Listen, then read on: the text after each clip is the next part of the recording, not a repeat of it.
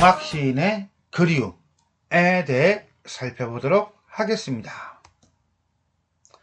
이 시는 해방 직후, 조심하세요. 일제강점기가 아니에요. 이건 해방 직후입니다. 혼자 상경하여 서울에서 외롭게 생활하던 시인이 무산, 저 북한이에요. 처가에 두고 온 가족들을 그리워하는 마음으로 쓴 작품입니다. 화자는 자신의 고향에 눈이 오는 광경을 모하면서, 그렇죠, 상상하면서 고향을 그리워하고 있다. 어린 시절 고향에서 보았던 눈이 내리는 광경을 형상화하면서 화자는 마치 그것이 자기의 눈에 실제로 보이는 것처럼 선명한 이미지로 그려내고 있다. 또한 수미상관의 구조를 통해 고향에 대한 그리움의 정서를 심화시키고 있다 라고 보시면 되겠습니다. 일반적으로 눈은 시련, 고난인데 여기서는 고향을 떠올리는 매개라고 인식하시면 될 겁니다. 하나 더 조심해야 될 것은 잉크도 얼어붙게 할 정도의 추위를 몰고 오고 있는 한방눈인데도 화자는 그것을 복된 눈이라고 생각한다는 점이에요. 요거 나중에 얘기하겠지만, 이것은 해방 직후라고 하는 시대적 상황과 연결시켜서 눈을 새로운 시대를 위한 하늘의 축복으로 인식하고 있다 라고 이해하는 것이 정설입니다. 자, 우리는 작품을 한번 살펴보도록 하겠습니다. 눈이 오는가 북쪽엔 한방눈 쏟아져 내리는가, 험한 벼랑을 굽이굽이 돌아간 백무선 철길 위에 느릿느릿 밤새워 달리는 화물차의 검은 지붕에 연달린 산과 산 사이 너를 남기고 온 작은 마을에도 복된 눈이 내리는가. 잉크병 얼어드는 이러한 밤에 어쩌자고 잠을 깨어 그리운 곳, 차마 그리운 곳, 눈이 오는가 북쪽엔 한방눈 쏟아져 내리는가 라고 노래하고 있습니다.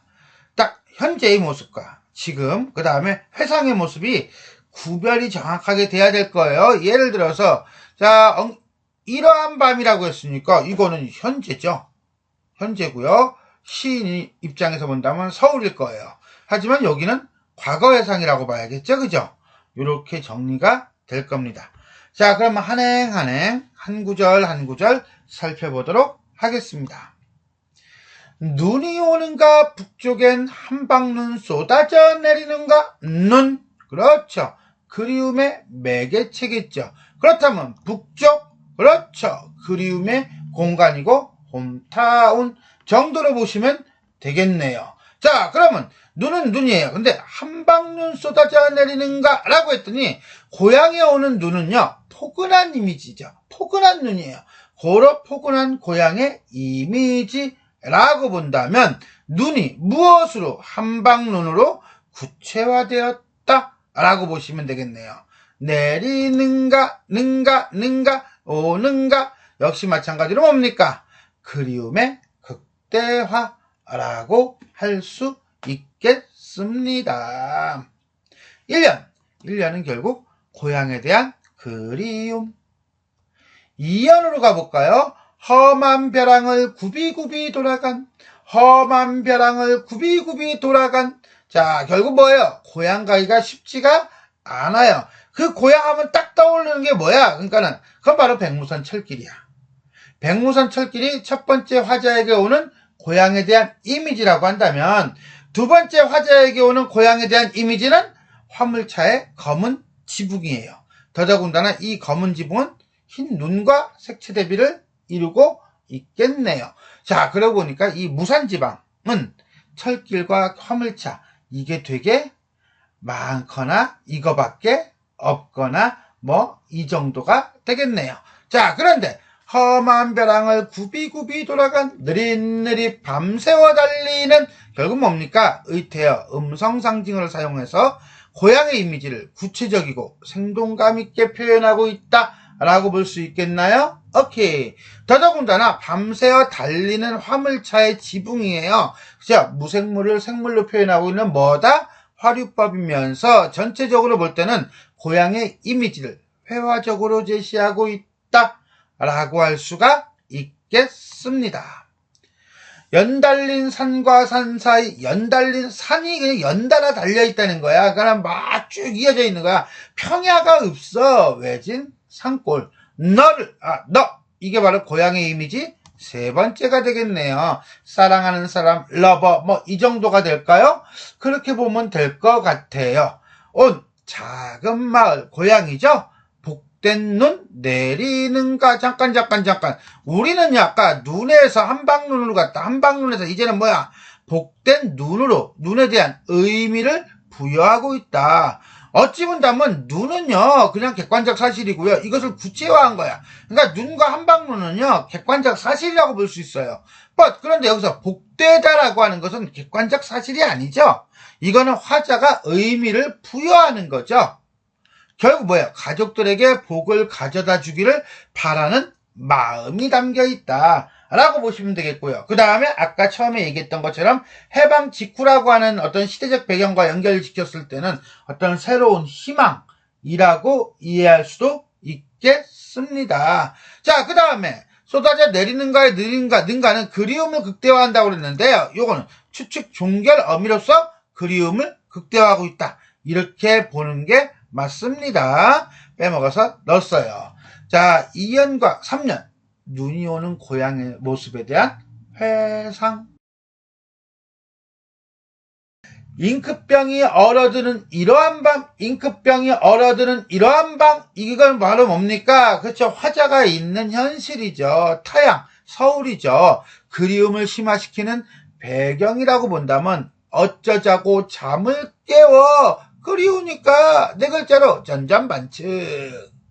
그리운 곳, 참아 그리운 곳. 잠깐. 참아는 부사어죠?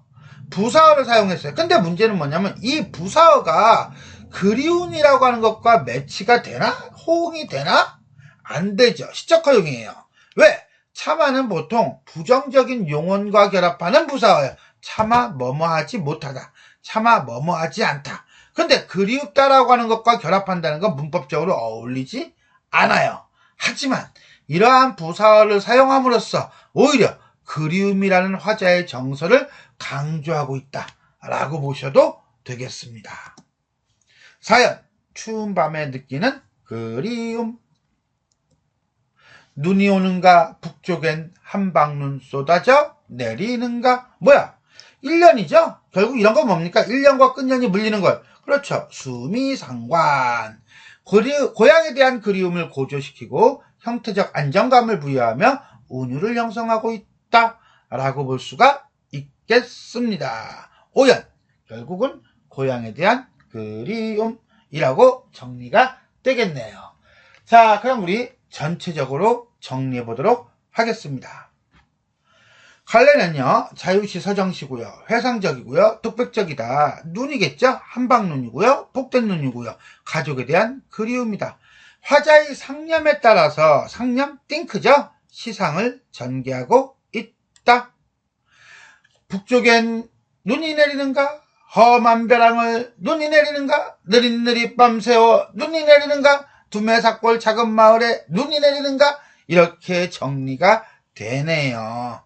됐습니까? 여기까지? 오케이. 그렇게 함으로써 화자는 내리는 눈을 보며 고향에 있는 북쪽, 고향으로 가는 철길과 기차, 그리고 가족이 있는 두메산골의 작은 마을을 떠올리고 있다라고 할 수 있겠습니다. 시적 허용을 사용하여 그리움의 정서를 강조하고 있다. 이거는 딱 알겠네. 차마 그리운 곳. 자, 시적 허용이라고 하는 거. 요건 뭡니까? 시인이 가지고 있는 라이센스예요. 자, 시인이 그의 언어 체계가 지니고 있는 언어 체계, 그가 사용하는 언어의 문법이죠. 몇 가지 통상적인 제한, 문법적 규칙을 완화시키는 방법, 즉 문법적 규칙을 깨는 거예요. 근데 문법적 규칙을 깨는 게 그냥 깬다고 시적 허용이냐? 아니죠. 거기에는 무엇인가 주제가 있어야 돼요. 특별한 그만의 의미가 있어야 돼요. 뭐가 있어야 돼? 심오한 정당화가 있어야 한다. 그래서 코너드는 문장이 지니는 자연스러운 질서부터 이탈을 한다는 것은 비문법적 표현을 사용하여 정신, 주제죠? 주제에 빛을 조명해준다, 특별한 의미를 부여한다 라고 이야기했습니다. 결국은 문법이 깨졌다고 해서 다 시적 허용은 아니다. 그 다음 내가 쓰는 비문법, 그 다음에 벽에 화장실 벽에 낙서 이런 것들도 다 시적 허용이라고 볼 수 있을 거예요. 그것이 아니라 뭐다? 의미를 좀 더 부각하거나 강조하거나 하는 그런 어떤 기능이 있어야 한다 라고 하는 거예요. 자, 이 시에서는 뭐였습니까? 잉크병 얼어드는 이러한 밤에 어쩌자고 잠을 깨어 그리운 곳, 차마 그리운 곳 이라고 하는 거죠. 이러한 비문법적인 성분의 결합을 통해 뭐를? 그리움이라는 정서를 강조하고 있다 라고 보실 수가 있겠습니다. 지금까지 이용학 시인의 그리움에 대해 살펴보았습니다. 수고하셨습니다.